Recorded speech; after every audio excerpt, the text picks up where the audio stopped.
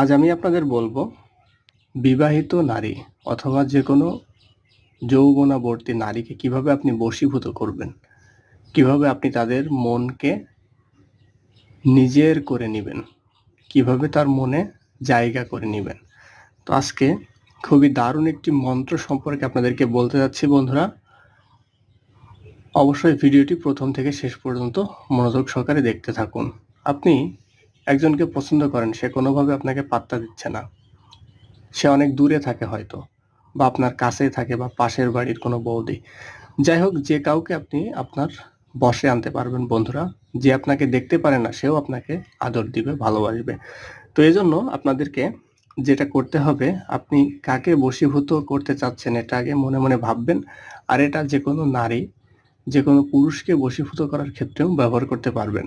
এবং পুরুষ দাদা ভাইরা আপনাদের মন পছন্দের যে কোনো নারী, যে কোনো বয়সের নারীকে বশীভূত করার জন্য আজকের এই মন্ত্রটি ব্যবহার করতে পারবেন। প্রথমে দেখেন, আপনাদেরকে এই গাছটি চিনতে হবে। এই যে দেখতে পাচ্ছেন, এটা হলো আপাং গাছ, সাদা আপাং।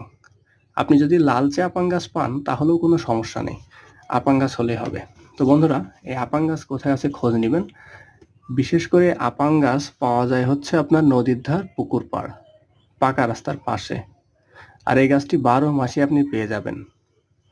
তো এই আপাং গাছ কোথায় আছে খোঁজ নেবেন। খোঁজ পাওয়ার পরে মঙ্গলবারের দিন, ঠিক আছে, মঙ্গলবারের দিন আপনি এই একটু পবিত্র হয়ে, হ্যাঁ, পরিষ্কার পরিচ্ছন্ন পবিত্র হয়ে, যে কোনো সময় মঙ্গলবারের দিন সব থেকে ভালো হয় একটু সাজের বেলায় গেলে, হ্যাঁ, গোধূলি লগ্ন সাজের বেলায় গেলে। তো বন্ধুরা, আপনারা এই আপাং গাছের কাছে যাবেন, যে আপনি যাকে বশীভূত করতে যাচ্ছেন আপনার সেই অভিলাষিত ব্যক্তির বাড়ির দিকে মুখ করে এই আপাং গাছটি এক নিঃশ্বাসে তোলার চেষ্টা করবেন, ঠিক আছে। যাকে আপনি বশীভূত করবেন তাকে মনে মনে ভাবতে ভাবতে এই কাজটি আপনাকে করতে হবে। এক নিঃশ্বাসে যদি না ওঠে তাহলে আরেকটি গাছ ট্রাই করবেন, ওই গাছটি বাদ দিয়ে দিবেন। তবে আগে থেকে একটু গাছের আশপাশ প্রয়োজনে একটু নড়িয়ে নেবেন বা খুঁড়ে নেবেন। তারপরে আপনার ভালোবাসার ব্যক্তির কথা মনে মনে ভাবতে ভাবতে এই গাছটি তুলে ফেলবেন। তুলে ফেলার পরে এই গাছটির শিকড়টা কেটে বাড়িতে নিয়ে আসবেন, ঠিক আছে।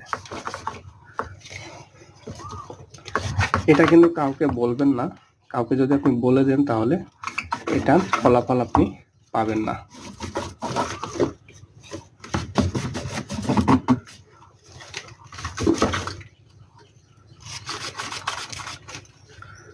কাউকে বলে দিলে এটার ফলাফল পাবেন না।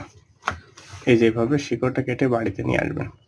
অল্প একটু শিকড় আনলেই হবে, ঠিক আছে, এক কর, যাতে মাদুলির মধ্যে পুরা যায়, অথবা শিকড়টা যাতে কোনো সুতো দিয়ে বাঁধা যায়, এতটুকু শিকড় হলে হবে। শিকড়টা নিয়ে আসার পরে আপনি বাড়িতে খুব সুন্দর একটি স্থানে বসবেন। আর আপনি যদি এটা মাঠে বসে করেন তাও করতে পারেন, পরিষ্কার স্থানে বসে করবেন। উত্তর দিকে মুখ করে বসবেন। আপনার ভালোবাসার মানুষের কথা মনে মনে ভাবতে ভাবতে একটি মন্ত্র বলে দিচ্ছি, এই মন্ত্রটি 107 বার পাঠ করবেন। মন্ত্রটি হচ্ছে ওম মম বর্ষং অমুকর্ষ আকর্ষণ কুরু কুরু সোহা। ওম মম বর্ষং অমুকর্ষ আকর্ষণ কুরু কুরু সোহা। এখানে অমুকর্ষর স্থানে আপনি আপনার অভিলাষিত ব্যক্তির নাম দিবেন। মনে করেন যে আমি ঝুমা বৌদিকে বশ করব, তো সেক্ষেত্রে ওম মম বর্ষং ঝুমা কুরু কুরু সোহা, ঠিক আছে। ওম মম বর্ষং ঝুমা আকর্ষণ কুরু কুরু সোহা, এভাবে বলবেন, ঠিক আছে। ওম মম বর্ষং অমুকর্ষ আকর্ষণ কুরু কুরু সোহা, এই অমুকর্ষর স্থানে আপনার অভিলাষিত ব্যক্তির নাম দিবেন। তো যাই হোক, এভাবে 107 বার পাঠ করে শিকড়ের উপর একটা ফুঁক দিবেন। দেওয়ার পরে শিকড়টা আপনি চাইলে আপনার নিজের কোমরে ধারণ করতে পারেন। আর সব থেকে বেশি ফলপ্রদ হবে এই শিকড়টা আপনি যাকে বশ করেছেন তার বালিশের তলায় রেখে দিলে, বা তার ছাদের উপরে, হ্যাঁ, তার বাড়ির খাটের নিচে, ঠিক আছে, যদি রেখে দেন তাহলে শিকড়টা যত বেশি শুকাবে আপনার জন্য তার মনের মধ্যে ভালোবাসা তত বেশি উতলিয়ে উঠবে। তো বন্ধুরা, খুবই সহজ একটি মন্ত্র এটা, আপনারা যে কেউ ব্যবহার করতে পারবেন, এবং এই মন্ত্রটি স্বয়ংসিদ্ধ একটি মন্ত্র, ঠিক আছে। এবং এই মন্ত্রটি একবার আপনি একজনকে বশীভূত করার উদ্দেশ্যেই ব্যবহার করতে পারবেন। বারবার যদি করেন তাহলে কিন্তু হবে না। ঠিক আছে? তো বন্ধুরা, এটা অবশ্যই সম্পূর্ণ নিজ দায়িত্বে করবেন। কারোর ক্ষতি করার উদ্দেশ্য করবেন না এবং আপনারা কাউকে বলবেন না। গোপনীয়তা রক্ষা করবেন। তো ধন্যবাদ।